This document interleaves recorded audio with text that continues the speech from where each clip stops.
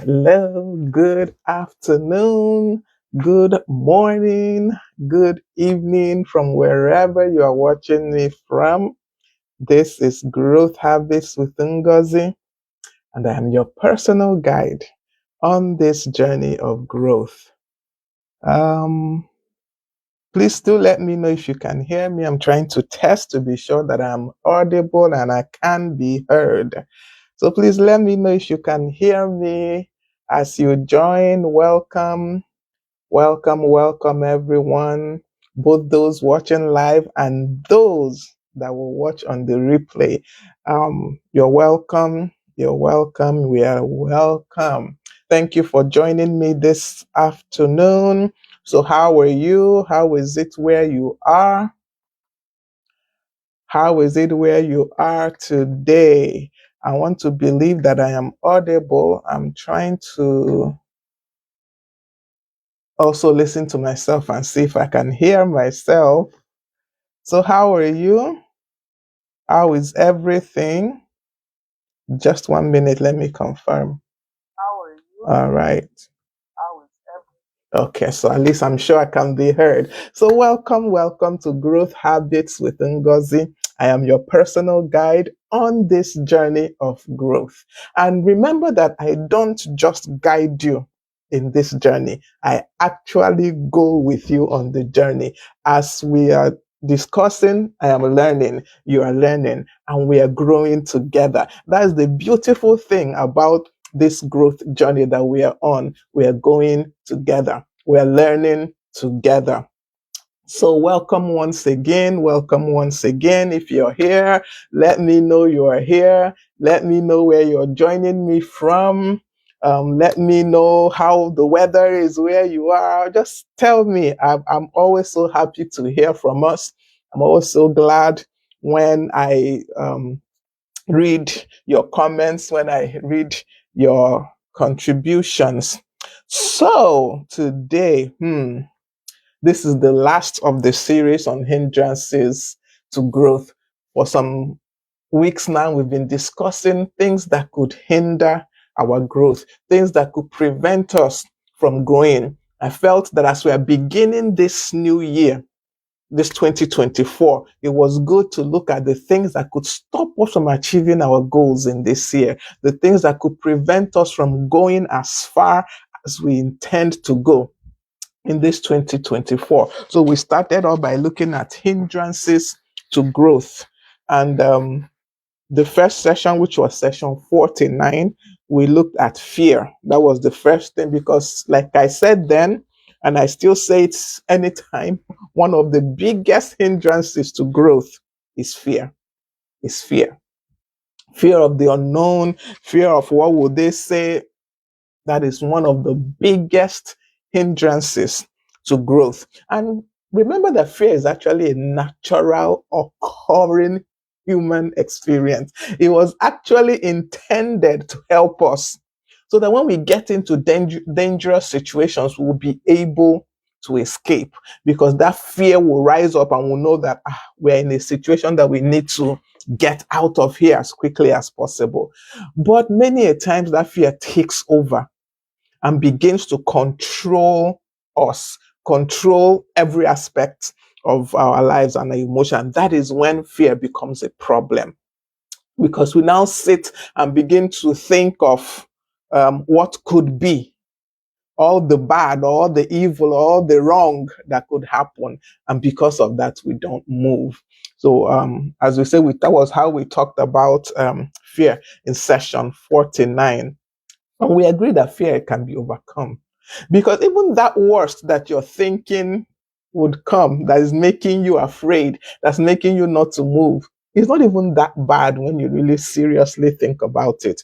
So we agree that there are some strategies to overcome fear.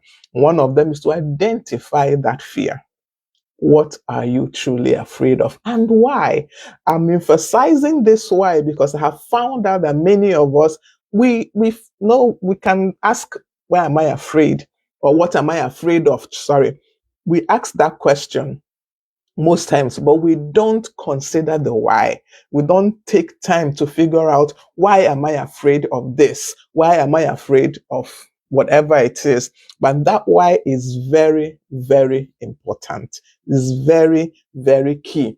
If we don't figure out the why, we will never get to the root of what is troubling us. So identify your fears. Why are you afraid and why? Welcome, Uzokoli. Nice to have you here with me. Reframe your mindset. Change the way you think. This sounds difficult sometimes, but it's actually very easy to change the way you think. Tell yourself a different story. Wake up in the morning, tell yourself something else. It is really that simple. Write them down. The new story you want to tell yourself. I'm not afraid. I can do this. I'm capable. It doesn't matter what people say. This is what I need to do. Write it down and tell yourself every day. Our mind works in a wonderful way. By the time you keep telling yourself this new story, before you know it, your mind begins to adjust to that new story. I don't know if we have noticed that, let's assume your friend buys a red car or a red Mercedes Benz or something. Before the point that friend bought that car, you don't notice, you don't even see red Mercedes Benz anywhere. But immediately that your friend buys a red Mercedes Benz, everywhere you look, red Mercedes Benz, there's a way our mind works. Whatever you feed the mind begins to work based on that. Onyinyo Koli, welcome. Thanks for joining me this afternoon. So tell yourself that new story. Reframe your mindset. Take small steps. Many a times, maybe because the action or the steps are too big, we don't follow through. Make them smaller. Take small steps. Don't be too hard on yourself, honestly. Just take small steps. And before you know it, you have overcome fear. Because, at times, another thing that makes us afraid is that the thing we want to do looks too big. Break it down. Make them smaller. And before you know it, you have achieved it. Embrace failures. This part, each time I emphasize it because it is so important. Embrace failure as part of the process. See, we're afraid to fail because we think failure is bad. When you embrace it as part of the process, it doesn't look so bad. And then when you fail, it's not such a big deal anymore. So embrace failure as part of the process. Know that in order to achieve something, in order to go forward, you have to make some mistakes. You have to be able to fail so that you know what you did wrong. I remember, I think he's one of the inventors, either the inventor of the light bulb or telephone. I don't know which one now. I can't remember which one right off the top of my head. Tried severally and couldn't get what he was trying to invent. And when asked, he said he has discovered 1,000 ways that does not work. By the time he finally got that invention, he saw the failures as stepping stones, teaching opportunities, learning opportunities. He has discovered 1,000 ways that do not work. If we look at failure in that way, honestly, we'll not be afraid. Okay.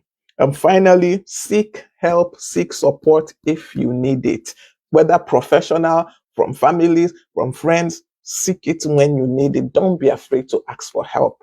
We are generally very afraid to ask for help because, maybe because of experiences we've had with people, but look for help when you need it. Okay, session 50, we talked about negative self-beliefs as a hindrance to growth. And these are just like thoughts. They are statements, they are images we have formed about ourselves. And they prevent us from going further. They prevent us from achieving greater things because we believe them. They are not positive things. They are negative things. Maybe we formed them from what our parents told us. And maybe we formed them from past experiences we've had.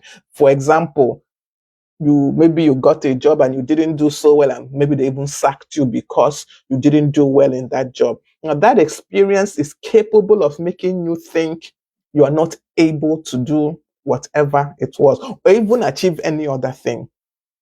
So that is a negative self-belief, and it shuts you down. You wouldn't even want to try any other thing that's outside of what you already currently know because you have failed before. See why it's important to embrace failure as a learning experience. Because when you do embrace failure as a learning experience, that thought that because I failed before, it means I cannot do anything disappears. You would sit down and figure out, why did I fail? What made me to fail in that last job? What did I do wrong? What can I do better? And then you move forward. So negative self-beliefs is very, very hindering. And the thing about that is that it keeps you in one place. Like, I think I've said this so many times. The problem is not moving backwards. Because when we are moving backwards, we know we are moving backwards. The problem is when we're moving in one place, moving around in circles. We think we are making progress, but we are not. We are just going round and round in the same spot. That is where we have a problem. And negative self-belief has a way of keeping us in that one spot. And we think we are making progress, but we're actually doing nothing. So negative self-beliefs, we need to throw them out, form new beliefs, form new mindsets, develop new pictures. Like I said, normally when I do declarations, when I do affirmations, I don't just write them down. I actually say them aloud. I say them so that my ears hear those words and my brain begins to take what is hearing and begins to adjust to bring those things to pass. So you can tell yourself a new story. You truly can. You can develop more positive self-beliefs. But it is you that will do it. I cannot do it for you. I can tell you from today till next week that you're able, you're capable, you can do this, you've got this. I can tell you that every day of your life for the rest of your life, and it will make no difference. It's that one you tell yourself that actually makes the difference. So tell yourself that new story. All right, the next session we had, session 51, we talked about procrastination. And that is just putting off tasks, activities till the last minute. The problem with that is that sometimes, most times, when you procrastinate, that last minute, you can't get the thing done. Even if you do get it done, it's not the best it could be because you rushed it. So procrastination has a way of making us also stand in one place and think we are making progress when we're actually not doing anything. We're not moving. So we need to find a way to just do it. As Nike told us, just do it. Don't wait till tomorrow. Don't think, oh, this will only take me 5 minutes. Because that's another thing that causes us to procrastinate. We don't assess properly the task at hand. We think, oh, this will just take me 2 minutes. When actually, if we had assessed that task properly, it would take us 30 minutes. So when we think, oh, it just take me 2 minutes, and we wait till 2 minutes to the deadline, then we begin it, we run into problems. So there is no need to procrastinate. Just go ahead. Do it now. Don't put it off. Don't wait till the last minute. Go ahead and do it now. Okay. Last week, session 52, we talked about poor time management as a hindrance to growth. You can see how all these things connect. You can see that from the fear, negative self-talk, procrastination, they all connect. They are linked. They are interconnected. They feed off of each other. Poor time management just means that you don't make effective use of your time. You have the same 24 hours everybody has, or basically 12. active or 18 active hours. Nobody's own is more. We all have to sleep at night. Even if, okay, you say you only sleep 2 hours at night, you still have 24 hours in a full day. Nothing more, nothing less. A day is 24 hours.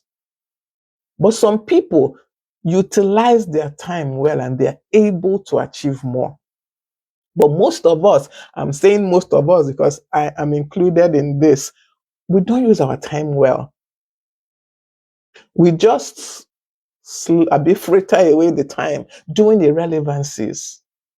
And then we begin to have problems. It looks like we are not achieving anything. It looks like we are not doing anything because we have not managed our time well. We have not managed our time well. So it's very important that we tackle time management. Break your tasks into smaller tasks. This has been said over and over. When things look so big, we don't handle them very well. So break them down into smaller tasks. It helps us to manage our time well.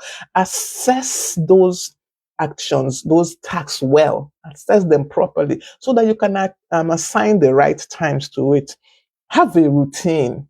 These are things that will help you manage your time better. Have a routine. Remove distractions. Drop the phone if you have to. Turn off the TV if you have to. These are the things that will help you manage your time much, much better. Okay, so that is a recap of all that we have talked about so far on hindrances to growth. Ezennayo, welcome. I'm glad you joined us this afternoon. Trust you're having an awesome day. All right, so today, session 53, we're going to talk about lack of motivation as a hindrance to growth. Lack of motivation. What is motivation? I'm sure we all know what is motivation, but generally it's just like the why you do something. What is that why that makes you tackle the task? What is that why that makes you do the needful? That is your motivation. It's just like the driving force that is behind your actions. What drives you? What makes you wake up in the morning, for example? What makes you go ahead and do what you need to do? That is your motivation. And when we are motivated, we do a lot. We achieve a lot. We move with speed when we are motivated. But one thing that I've also seen is that many times we are waiting for motivation to hit to do things. And that is where discipline comes in. So it's not just about being motivated, it's also being disciplined to just act even when you are not motivated. So motivation is just, what makes you get up and go, what makes you do what you need to do. There's internal motivation, there's external motivation. Internal motivation is that motivation that comes from within you. Maybe the need to be successful. That could be your motivation. There are so many things that could be a motivation, but external motivation is the one that comes from people, maybe from your coach, if you have a coach, from your mentor, from your family, from your friends, that gingering. If you're in Nigeria, you know what I mean. That gingering, that activity, that thing that makes you go, even when you don't want to go. That is your motivation. And we can see that truly when you're motivated, you do a lot. For example, you're starting a weight loss journey. I don't know how many people have ever started a weight loss journey. And in that initial time, you hit the gym every day. You eat the right food as you're told. Because, okay, maybe you've done it and you saw, or first of all, maybe you received a bad health report. You have been told you need to lose weight because so and so is happening in your body. That becomes your motivation. And you begin to hit the gym, you change your diet, and you take off. You see that at that time, that internal motivation gets you going. Even the days you don't feel like you jump up from your bed, you exercise, you do the needful. But one thing about motivation that I must tell us is that it does run out. it does run out. Nobody is motivated 24 hours of every single day. There are times where the motivation reduces. It's normal. Expect it. Expect it. Don't expect that you'll be, fired up all the time. No, I've never seen anybody that is motivated to achieve all the time. You're always go, go, go, go. That person doesn't exist. And that knowledge also is very important. That understanding that motivation runs out, both the internal and the external, they do run out. Helps you set up systems that will help you when that motivation runs low, when the motivation is not as high as it should be. Because when the motivation is low, the tendency is for us not to do anything. The tendency is for us not to even try to achieve anything. The tendency is for us to stay in bed, for example, and not get up. I don't know if it has happened to you. Let me go back to the weight loss example. You're supposed to lose weight. You know that you have to exercise, and you wake up in the morning and all you want to do is lie down. There is no single strength to get up and go and exercise. It just is not there. Or you want to eat and all you want is to sit with a tub of ice cream and drown all your sorrows and finish that one tub of ice cream. At that point, motivation is low. And because motivation is low, you don't have the get up and go to do what you need to do. This is where discipline that you have built in the time that you had motivation comes in. This is where the routine that you have established, the time that motivation was high, this is where those ones come in. So in your times of high motivation, you need to build in systems. You need to build in disciplines that will help you when motivation is low. I did not say if, I said when, because surely motivation it has the ups and downs. There are the ebbs and the flows of motivation. So when you are at the height, building the disciplines needed, building the systems needed. For example, have an accountability partner. If you're on your weight loss journey, have an accountability partner that will call you and encourage you to exercise. So that is a system you have built into in at the time of high motivation that will help you when the low motivation hits. Have that one person that will always call you, hype you up, that will remind you why you're doing this. The why is there, it is inside you probably somewhere. You just need something to bring it out. So the systems you set in place will help you when low motivation hits, because low motivation will surely hit. To surely hit. Know this. Know it. It will hit. There is nothing like, I'm always motivated. No.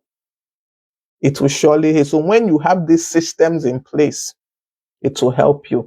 Now, what are some of the things that cause us to have low or no motivation? Because I've always advocated understanding the whys. When you understand the why, it's not enough to just know that I'm not motivated this morning. Why are you not motivated? So these are some of the things, that can cause your motivation to be on a low. These are some of those things. One is that you're a perfectionist. When somebody is a perfectionist, and it looks like a task is not done, that perfect way. Maybe yesterday, for example, I don't know why I'm going back to this weight loss examples, but let's go back with it. Let's keep with it. Let's stick with it. Yesterday, when you exercise, you were not able to meet up to your reps. You were supposed to do 50 reps of one exercise, 10 reps of the other one, and all that. And for any whatever reasons, you were not able to meet up with it yesterday. Because you're a perfectionist, this morning, there will be no motivation to do exercise. There will be none because you feel you failed yesterday. So if you're one of these people who are perfectionists, you need to work on that. You need to have the system in place that makes you stand up and still exercise, even though you're feeling demotivated because you didn't achieve perfection yesterday. Another thing that generally makes us feel demotivated is because we are feeling discomforted when we want to avoid it. Going back to our weight loss example, you exercised yesterday and you now have aches this morning. Generally, you don't want to exercise again today because the aches from yesterday are still there. So you're discomforted. At this moment, you're discomforted and you want to avoid that activity that brought about this discomfort. And before you know it, if you don't have a system in place, you'll be like, okay, let me leave today. Maybe I'll do tomorrow. Tomorrow you'll be like, I'm still having the aches. Okay, let's see. Before you know it, you have stopped exercising. Okay, so in a bid to avoid discomfort, we become demotivated. In a bid to avoid anything that is making us feel somehow, maybe frustration, we become demotivated. So you can see that having systems or disciplines is highly important in overcoming demotivation, because it's those systems that will make you still go even when you're not feeling it. Another thing is you're beginning to have self-doubt. You're beginning to think, can I really do this? You're beginning to look at the big picture and it looks just too big. You're beginning to doubt if you can do it. You have to lose 20 kg, for example. You have been advised, lose this 20 kg for the sake of your health, for the sake of whatever. And 20 kg is looking big. And you wake up this morning, you're looking 20 kg. How do I lose 20 kg? Before you know it, you don't bother with exercise today. You sit down with a whole cake, one whole cake, and you have devoured half before you know it. Or you sit down with the ice cream, or you drown your sorrows in bars of chocolate. Simply because you began to doubt if you can do it. You can see the things that cause us to lose motivation. Discomfort, trying to avoid discomfort, self-doubt, perfectionism. And sometimes the issue is even just that you're stressed. You have overextended yourself. You've done too much before.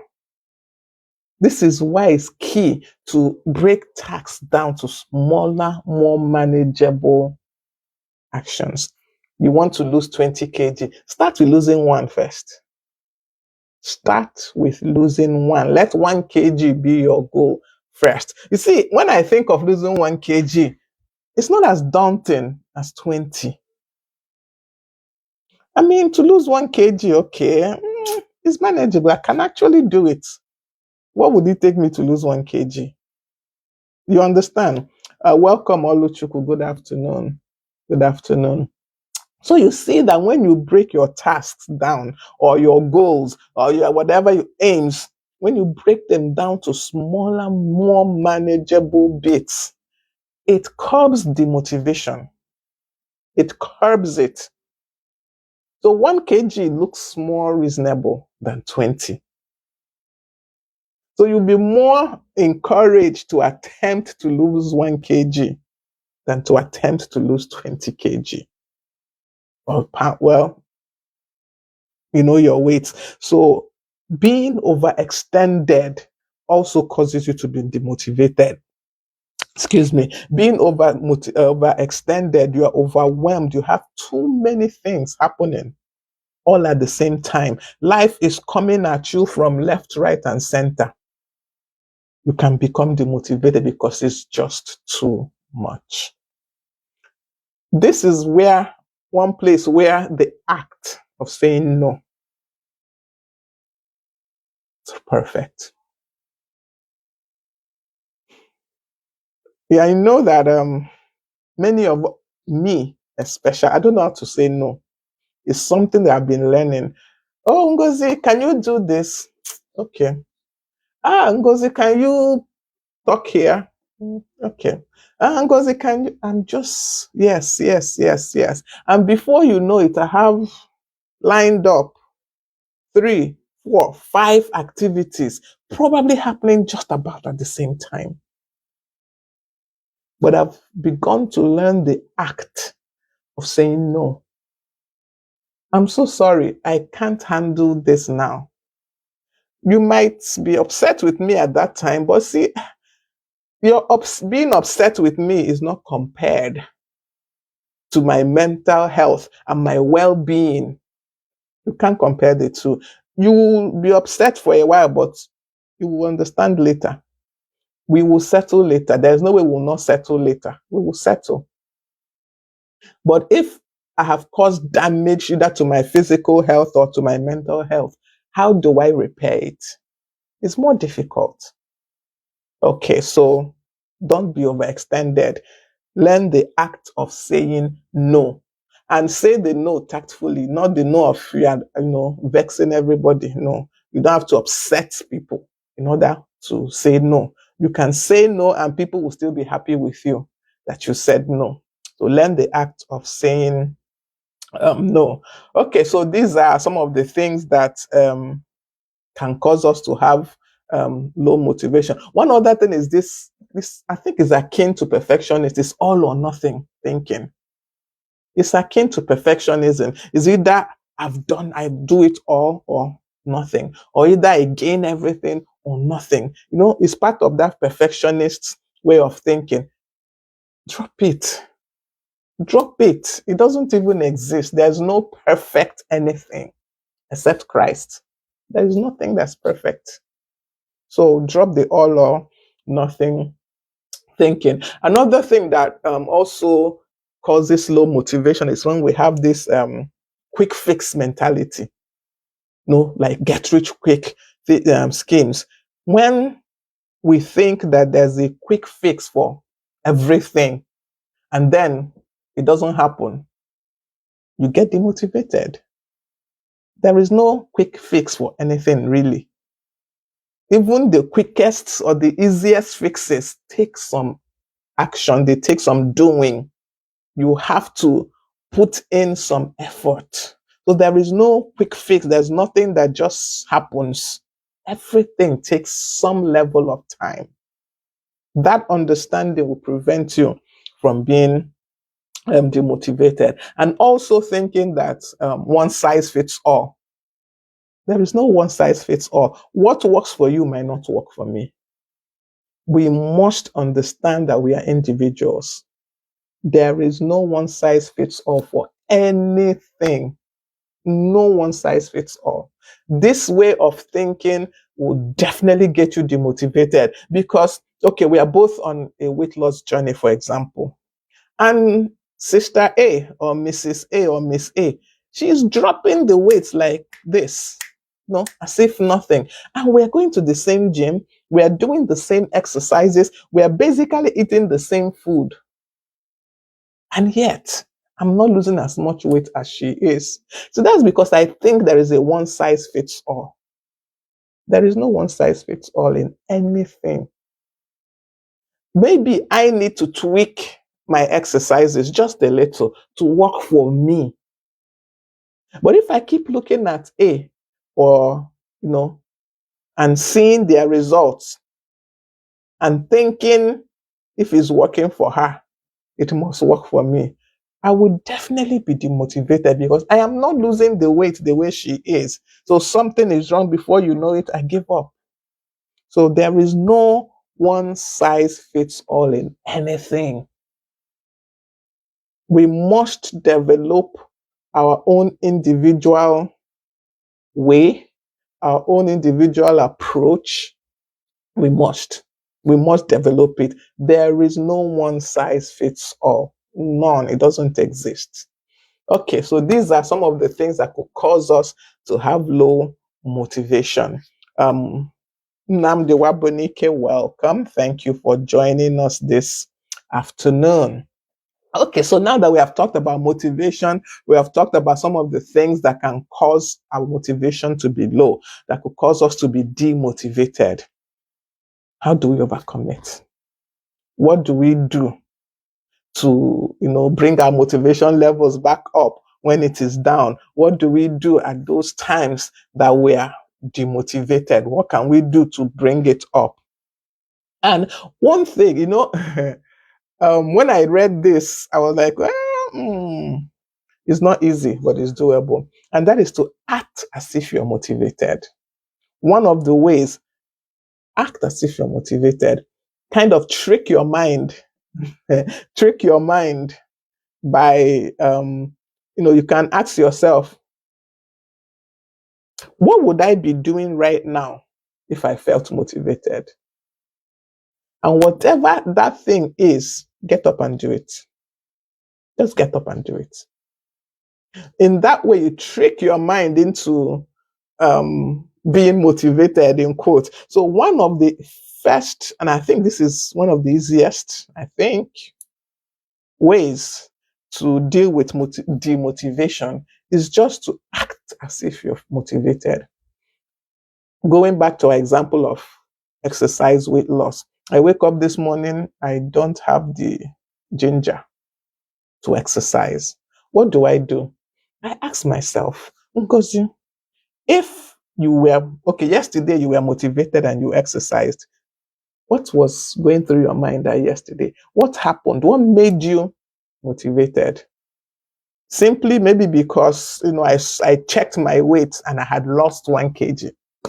Tell yourself, oh, you lost 1 kg. You can do this. If you lose one, you can lose two.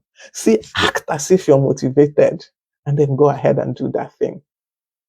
So it, like I said, is one of the simplest, in quotes, in quotes, because it's easy to say, but it's not. It doesn't seem quite as easy to do, but you can do it. Ask yourself, what would I be doing right now if I was motivated? Would I be standing up? Would I be doing my exercises? What would I be doing? When I call to mind those things, get up and do those things. And the motivation will follow. So this is why discipline is important in this discourse. Discipline. The discipline you have built in, the systems you have built in, this is why they're important. Because in asking yourself, what will I do if I were motivated at this point?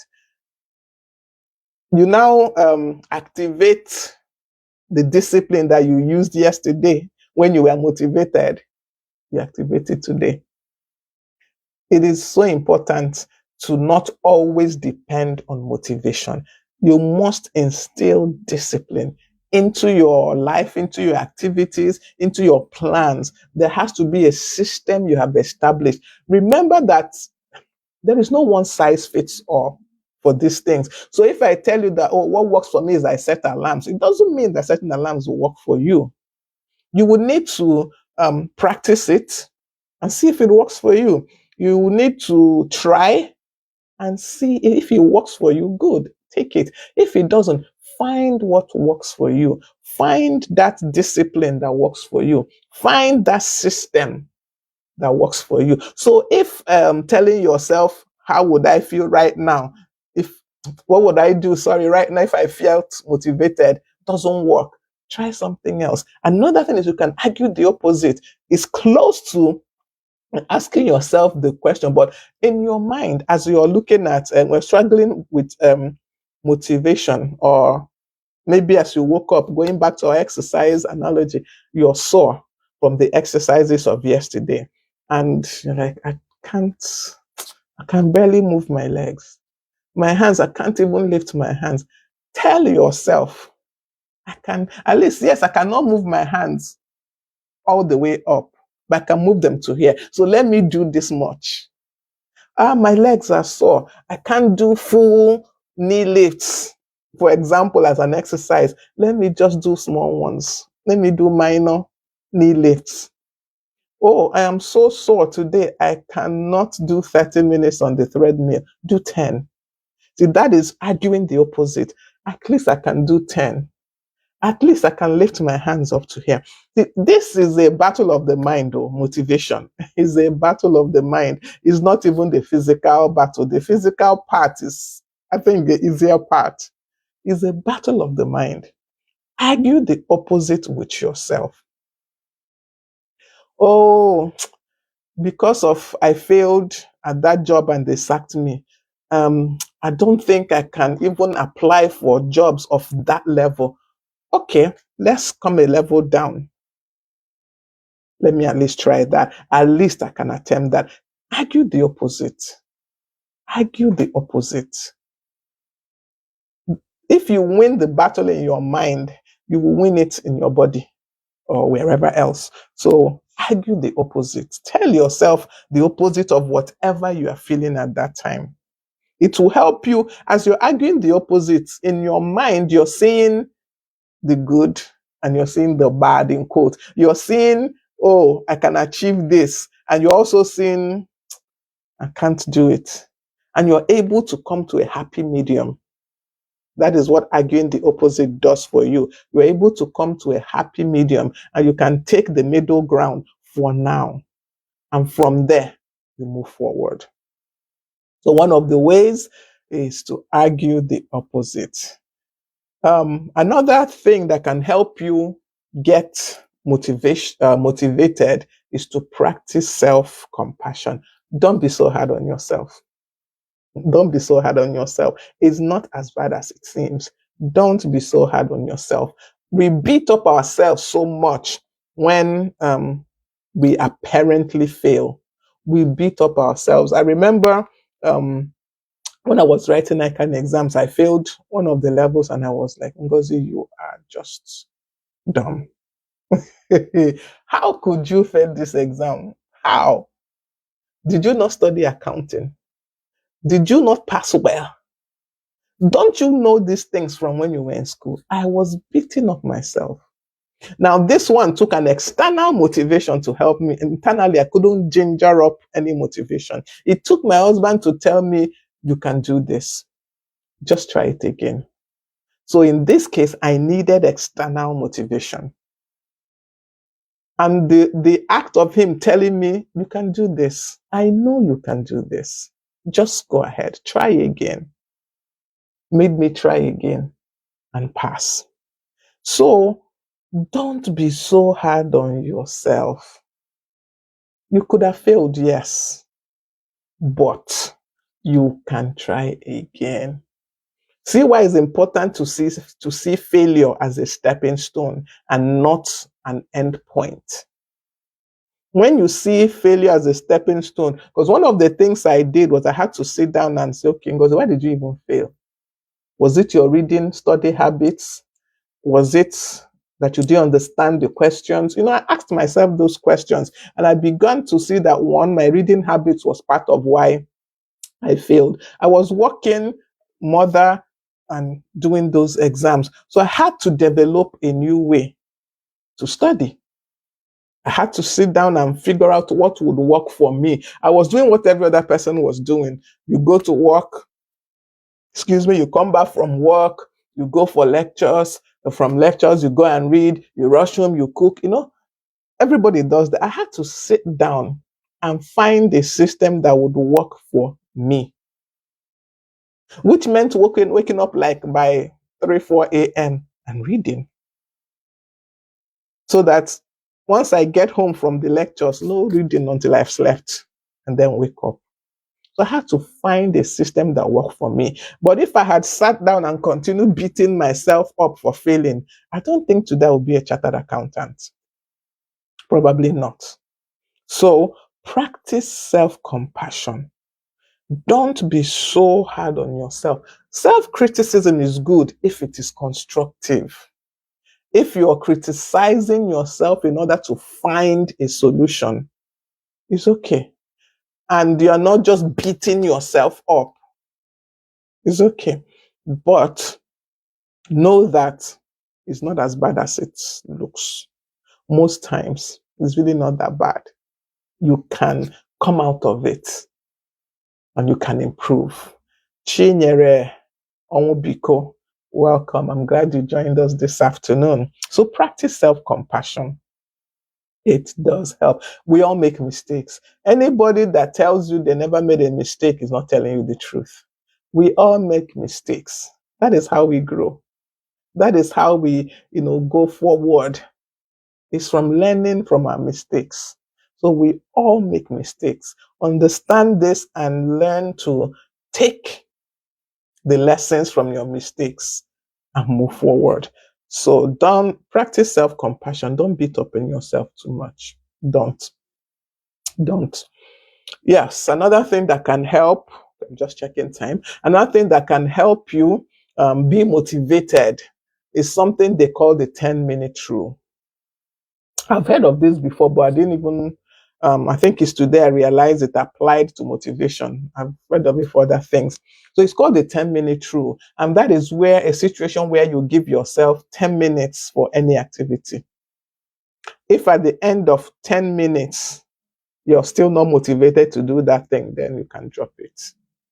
So, example again, going back to our exercising, you wake up in the morning and you don't have the zeal to exercise. Give yourself, okay, let me just exercise for 10 minutes. At the end of 10 minutes, most times what happens is that you have gotten your ginger back. You're ready to do 15. You're ready to do 20. But if for any reason at the end of that 10 minutes, you're still not motivated to exercise, rest. Maybe your body needs rest for that day. So use the 10-minute rule. It helps you most times get back your motivation to do the activity, whatever the activity may be. So you're dreading doing this task. Just say, okay, let me give myself 10 minutes on this particular task and see. At the end of 10 minutes, you're either ready to go, raring to do more, or you're done. And if at that end of 10 minutes you're done, please stop. Please stop. Just end it there. Something is not okay. Like the example I gave of exercising, you do 10 minutes and you're still not motivated to exercise. Rest. Maybe your body needs rest that day. Or is another kind of task. It doesn't really matter the type of task you're working on. After 10 minutes, that initial 10 minutes, you're still demotivated. Just leave it because you will not do an excellent job. You will not. If you continue after that 10 minutes, you can drop it and do something else. And you can always come back to it later. But at that moment, leave it. After 10 minutes, maybe you're supposed to write a report and you give it 10 minutes and you're still not, still no zeal, there's still no motivation. Leave the report. Do something else, do something more interesting to you and come back to the report later. So that is the 10-minute rule. Another thing that works for some people, doesn't work for everybody, please take care, is to go for a walk. Like I said, well, this is most of us Nigerians, we are not into this go for a walk. But then I found that walking actually does help. It clears your mind. More especially if you're walking and you're taking notes of nature. You're taking note of the trees. You're noticing that the sky is not as blue as it should be. You're noticing, the beauty of nature, the magnificence of God's creation. It helps to clear your mind. And by the time you come back from that walk, you would probably be ready to do whatever I did not say run, walk, just a walk. More especially, maybe you're like the report, you're writing a report and you just have this block. There is no motivation to do it. Just close it. As long as you didn't procrastinate and now you have no time. Remember that. Go for a walk in nature. Observe nature. Observe the magnificence of nature. Observe the good that is in nature. By the time you come back, in fact, all the feel good hormones are flowing through your body, and you will tackle that task and you will do it well. Once again, if you are not a nature kind of person, this might not work for you. But I didn't think I was a nature kind of person. But I've seen that any day that I do this walk and intentionally observe what is happening, by the time I come back, I feel so much better because I'm seeing the good things. I'm seeing that, oh, wow, this tree, when I saw it last time, had no fruit. Oh, see, my mango trees were like the other day I went to walk around my house and one mango we had thrown into the into the side had grown. All this while I saw that it had grown, but I never noticed that it had started fruiting. But because I was just going for a leisurely walk around my compound, I saw this mango and I was excited. In fact, is it endorphins? What they call these good feel good hormones? They flooded my whole system. I was happy. I could I could do anything that day. By the time I got back into my house, I could do anything. I was happy. I was excited. There was no demotivation anymore. So it does work. It actually does work, I can tell you. Okay, so go for a walk. Another thing that works is now going back to exercise. I don't know who this exercise thing is for. Maybe it's even for me. I don't know. So you're supposed to jog or you're supposed to do some kind of exercise. Combine that task that you dread, that task that you're not feeling excited about, combine it with something that excites you. You're going for your jog, play music. You enjoy music. I'm assuming you enjoy music. Play music on that walk, on that jog, or while doing that exercise. Don't just, drudge through the exercise. Combine that dreaded task with something that you enjoy. Bundle it with something that is exciting for you. Do them together. And you will find that the motivation to do the dreaded task increases. It increases because you're looking forward to listening to the music. You don't so much consider that, oh, to do this, I have to do the run. The excitement, the motivation for the music helps you overcome the demotivation for the run. You're cleaning and you don't like to clean, for example. You're cleaning your house and it's not a task you enjoy doing. Find something that you enjoy doing and do it at the same time. Of course, not something that will take away from the task at hand. Let me think of, okay, for example, you're somebody that loves to talk on the phone. Call a friend, put your earpiece. So as you're cleaning, you're discussing with the friend. Before you know it, you've cleaned your own whole house. Sharp, sharp, you have cleaned everywhere because you are enjoying the gist. You're enjoying the discussion with your friend. You didn't really, in your brain, the work you are doing didn't register. So find a way to combine dreaded tasks with something you enjoy. Even if the task has to do with maybe an assignment, something you have to work on, a report or something you need to prepare. Find something that you enjoy that you can combine with that. Now, the thing has to not take away from the task. Some people like, they say, I don't know about this one because for me, it doesn't work for me. For some people, they like all these like scented candles. And according to them, like if they put a candle that smells like the ocean, it takes their mind back to a time that maybe they were at the beach, they were having fun. They now combine that with maybe typing the report. So they are feeling good because they're remembering something good and they're doing their report. Before you know it, they have finished their report. So if you're somebody that such things work for, do that. There's so many things you can combine with that task that you really are not motivated to do. Find that one that will make you happy, that will cause you to feel good. Combine them. But remember, it has to be something that will not take away from your being able to do the task at hand.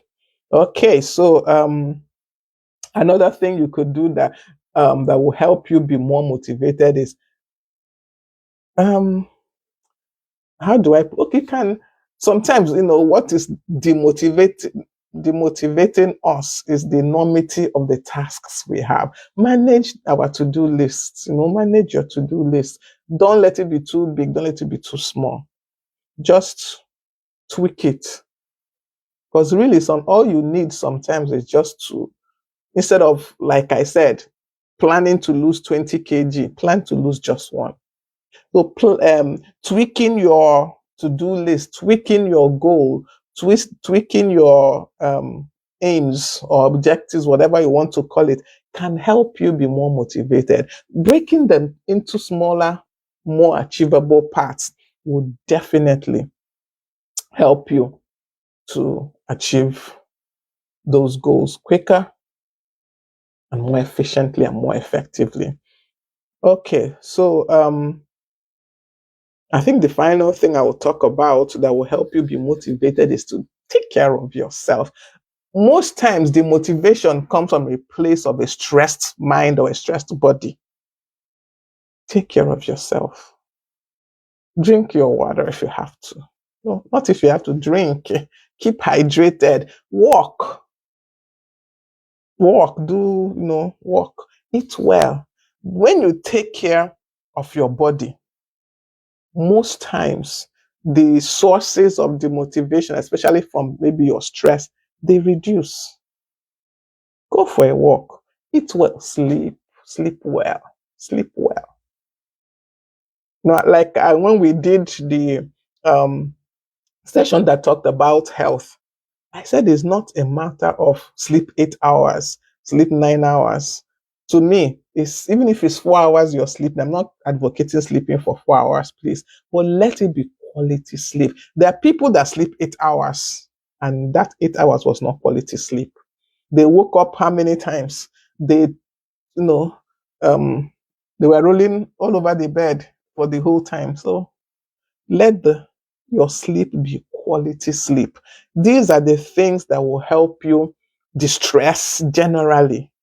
And when you're distressed, you're more ready to tackle tasks. You're more ready to achieve things because your body is in a good place. Your body is in a good place. Okay, let me talk about one more thing, I think. Yeah, I have time. Let me just talk one more thing. One more thing is celebrate your little wins. Reward yourselves for the things you do or the things you achieve. Celebrate your wins. It motivates you to do more. Celebrate the little wins. Don't, like I said, okay, going back 20 kg, you lost 0.5 kg and you're like, my goodness, out of 20. No, I lost 0.5 kg. Wow. Celebrate your little wins. Celebrate them. Make them into big things. Reward yourself if you have to. Congratulate yourself for the one that you have done. You would definitely be more motivated to do more. You would definitely be more motivated to do more. And please, let me end on this note. Please, if you need to seek help, seek help. If maybe all these things did not work, seek help. Look for professional help. Ask for help. Have an accountability partner. Have someone that is, always, speaking positively into your life. Seek help if you need. If it's professional help you need, please do seek it. Don't be ashamed to ask for help. And by the time you practice some of these things, or all if you can, remember that you have to tweak these things to the ones that work for you. All might not work for you, Some would definitely work for you. Take the ones that work for you and apply them. Don't look at the one that's working for me. It might not work for you because we're not the same. So find the one that works for you and practice them. And you will find that you're more motivated to achieve your tasks, to do the needful, and you will grow. And with this, I come to the end of this session of Growth Habits with Ngozi. I believe you must have gotten some benefit from this. One of the things that stunts our growth is low motivation, but we can overcome it. We can overcome it. There's a lot that we can do that will keep us. People will think you are, Energizer Bunny. I don't know how many of us know the Energizer Bunny. There's this advert that Energizer batteries. I don't think we have Energizer batteries in Nigeria, probably. Anyway, so they have two bunnies. One has Energizer batteries in them, and the other one has any brand. They didn't say which particular brand of battery. And they start the two bunnies off going, and they both start off going, going, going. When it gets to a point, the other battery begins to run down. So that bunny is slowing down, is no longer moving as fast. But the Energizer bunny, that is the toy bunny, is moving at that same fast speed and keeps going and going. And the advert ends and the bunny is still going. So that is how you will be. That is how you will be when you begin to practice some of these things we have talked about today. You will look like you're always motivated. You will look like you're always achieving. It will look like, does she not rest? Is she not tired? But the point is that you have learned how to manage demotivation. You have learned how to improve on when you're demotivated, and you move ahead. So thank you all once again for joining me. Remember, this is Growth Habits with Ngozi, and I am your personal guide on the journey of growth. I don't just lead. I don't just show you the way. I actually go the way with you. So thank you for joining me once again. Remember to follow us on all our social media handles: Facebook, Instagram, TikTok, YouTube, Growth Habits with Ngozi. Check us out in those places. Please interact with the posts where you see them. Comment, like, share. If you're gaining value, somebody else needs that value that you know. So share our links with others. Like the post, interact with the post. And okay, yes, next week we should start a new series. I believe I'm still trying to work out one or two things, but we should start a new series on work-life balance or work-life integration. So I will let us know how it will be. Still, it's going to be handled mostly by guests, speakers for this coming 3-4 weeks. Okay, so meanwhile, remember to make today count, be valuable, and grow. See you next week. Bye.